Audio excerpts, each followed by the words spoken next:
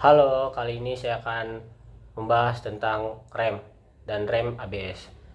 Sebelumnya saya ingin memperkenalkan diri, nama saya Evan Nofren Jabariel dari Universitas Pendidikan Indonesia, Program Studi Pendidikan Teknik Otomotif.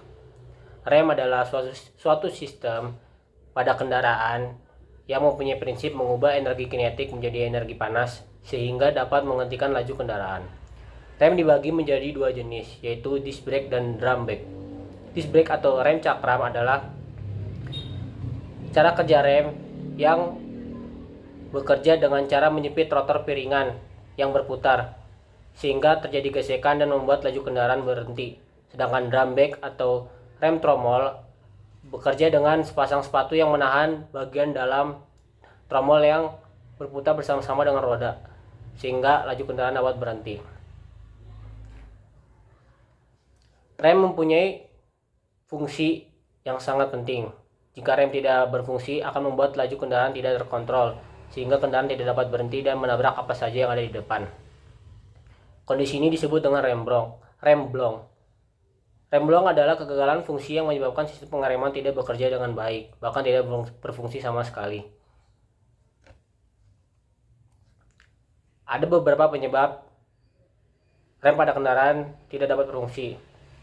Yang pertama adalah minyak rem yang menguap karena terjadinya gesekan terus-menerus. Gesekan terus-menerus ini disebabkan oleh pengereman yang terjadi ketika kita mengerem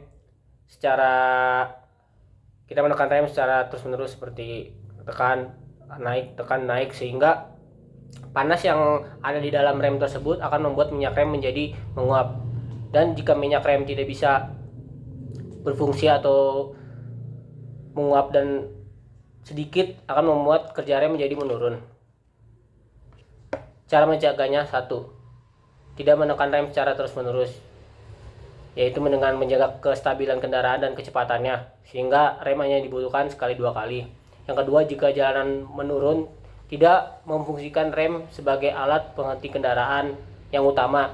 Kita bisa menggunakan dengan sistem engine brake jika menggunakan mobil manual, dan jika pada mobil otomatis bisa menggunakan engine brake pada konvensional. Jika kita melaju pada saat hujan, jalanan akan basah. Oleh karena itu, kerja rem tidak akan optimal. Disarankan jika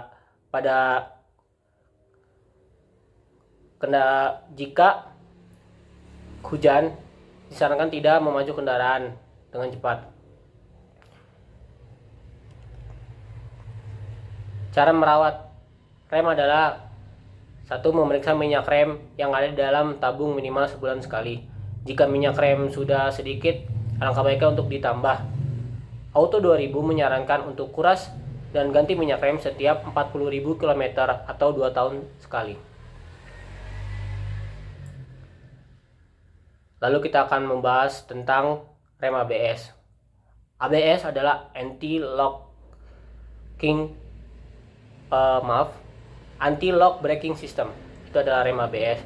Jika pada rem biasa, saat kita menekan pedal rem dengan sangat keras, roda akan berhenti sehingga kita akan sulit mengendalikan kemudi. Sehingga jika kita mengerem, roda depan mengunci atau roda depan mengunci, kita tidak bisa membelokkan setir sehingga akan menabrak apapun yang ada di depan.